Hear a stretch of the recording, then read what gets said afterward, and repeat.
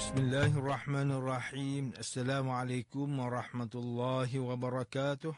Innal hamdalillah nahmaduhu wa nasta'inuhu wa nastaghfiruh. Wa na'udzu billahi min shururi anfusina wa min sayyiati a'malina. Man yahdihillahu fala mudilla lahu wa man yudlil fala hadiya lahu. Asyhadu an la ilaha illallah wahdahu la syarika lahu wa asyhadu anna Muhammadan 'abduhu wa rasuluh. Allahumma salli wa sallim ala sayyidina Muhammad wa ala alihi wa ashabihi wa tabi'in wa man tabi'ahum bi ihsanin ila yaumiddin. A'udzu billahi minasyaitonir rajim.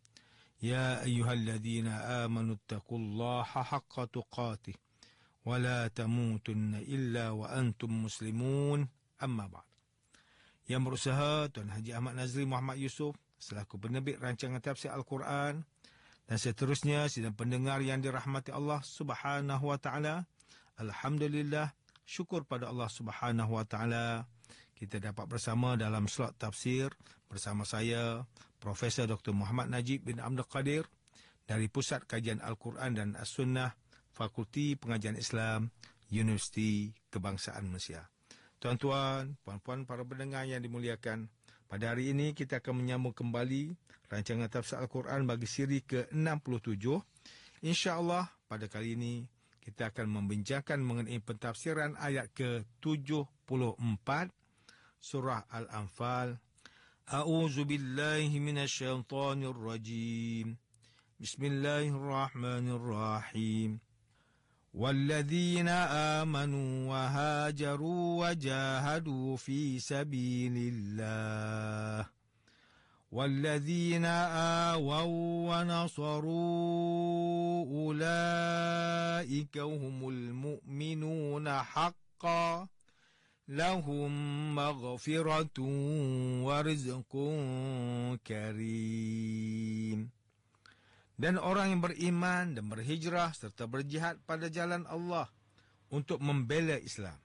Dan orang Ansar yang memberi tempat kediaman dan pertolongan kepada orang Islam yang berhijrah. Mereka itulah orang yang beriman dengan sebenar-benarnya. Mereka mendapat keampunan dan limpah kurniaan yang mulia.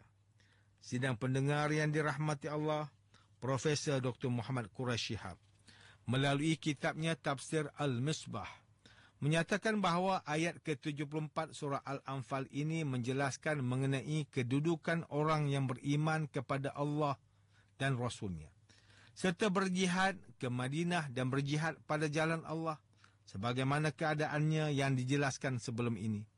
Dan kaum muslimin penduduk Madinah yang memberi tempat kediaman serta pertolongan kepada orang muhajirin. Maka mereka semua itulah orang mukmin yang benar-benar beriman dengan teguh. Mereka mendapat keampunan atas kesalahan mereka. Kerana sekuat mana pun keimanan seseorang manusia, maka dia tetap boleh terjerumus ke dalam kesalahan. Di samping pengampunan itu, dia juga akan mendapat rezeki yang mulia, iaitu anugerah yang pelbagai lagi baik dan bermanfaat sama ada di dunia maupun di akhirat dengan syurga. Ayat ke-74 surah Al-Anfal ini mempunyai persamaan dengan ayat ke-72 yang lepas. Tetapi ayat ini bukan ulangan ayat yang lepas. Kerana ayat sebelum ini menceritakan tentang kerjasama antara mereka dan pembahagian orang beriman kepada 3 kelompok. Sedangkan ayat ke-74 surah Al-Anfal ini menceritakan tentang kedudukan mereka dan ganjaran yang mereka perolehi sebagai imbalan kesungguhan dalam perkara kebaikan itu. Perkataan karim yang bermaksud mulia digunakan untuk menyifatkan sesuatu yang sempurna dan terpuji sesuai dengan tindakannya. Jika kita menyifatkan ucapan dengan perkataan karim, maka itu bererti segala yang sempurna dan terpuji termasuk dalam ucapan telah sempurna baginya, iaitu indah susunan kata-katanya sesuai dengan tata bahasa, benar kandungannya, lagi menepati maksudnya, serta tiada maksud yang ingin disampaikan oleh pengucapnya kecuali segala kebaikan. Dengan demikian, perkataan rizqun karim dalam ayat ke-74 surah Al-Anfal ini bermakna tidak terbatas hanya pada rezeki di dalam syurga sebagaimana yang ditafsirkan oleh sebahagian mufassir seperti Al-Baydawi. Tetapi rezeki yang dimaksudkan ialah pelbagai lagi dan ia sangat sempurna. Ini seerti dengan bentuk nakirah dan tanwin yang digunakan dalam perkataan rizqun. Sidang pendengar yang dimuliakan, Haji Muhammad Sa'id bin Umar menerusi kitabnya Tafsir Nurul Ihsan mentafsirkan ayat ke-74 surah Al-Anfal ini dengan menyatakan bahawa semua mereka yang beriman dan berhijrah ke Madinah serta bersungguh-sungguh pada jalan agama Allah ialah orang Mekah yang berpindah ke Madinah yang dinamakan sebagai kaum muhajirin. Begitu juga dengan mereka yang membela Nabi Muhammad sallallahu alaihi wasallam dan menolong orang Mekah yang berhijrah, di mana mereka inilah orang Madinah yang dinamakan sebagai kaum Ansar. Kesemua mereka ialah kaum muhajirin dan kaum Ansar itulah orang yang beriman dengan sebenar-benar keimanan.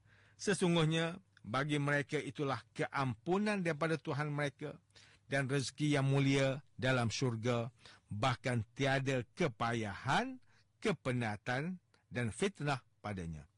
Manakala Ustaz Salahuddin Abdullah dan Ustaz Umar Khalid melalui kitab mereka Tafsir Mubin mentafsirkan ayat ke-74 surah Al-Anfal ini dengan menyatakan bahawa orang yang beriman dan berhijrah selepas hijrah pertama, hukumnya adalah sama dengan hukum orang beriman yang berhijrah pada peringkat dahulu juga, iaitu mereka mendapat pahala dan ganjaran daripada Allah Subhanahu Wa Taala.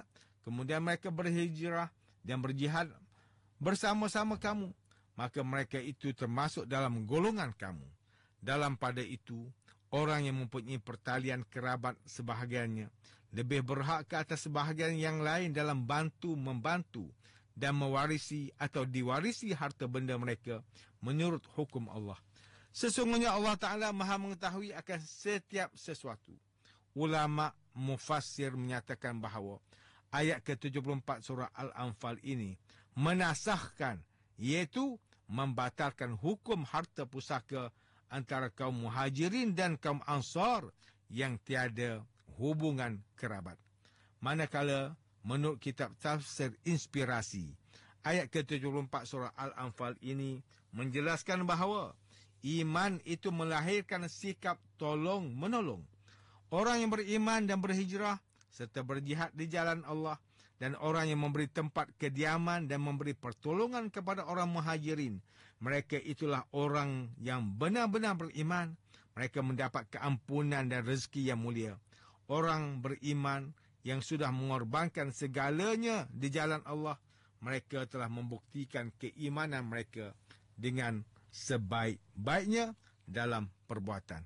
Sidang pendengar yang dirahmati Allah, demikianlah tafsir bagi ayat ke-74 surah Al-Anfal menurut pentafsiran oleh para ulama. Ayat ke-74 surah Al-Anfal ini menjelaskan bahawa keimanan mendorong manusia ke arah persaudaraan dalam kebaikan seperti golongan muhajirin dan ansar yang sanggup tolong-menolong kerana asas keimanan yang kuat.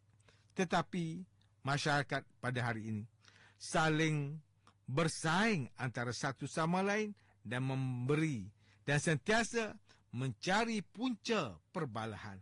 Situasi zaman ini, perbezaan yang sedikit sengaja diperbesarkan dan perkara ini turut menimpa ke atas kaum muslimin yang berpecah.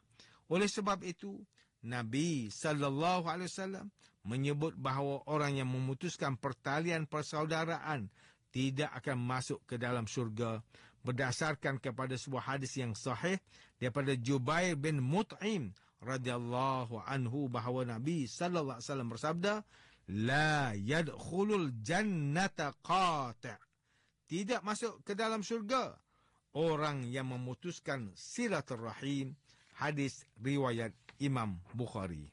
Sidang pendengar yang dimuliakan, antara pengajaran yang boleh kita ambil daripada tafsir ayat ke-74 surah Al-Anfal ini ialah, pertama, agama Islam sangat menitik beratkan pertalian persaudaraan dan kasih sayang sesama manusia.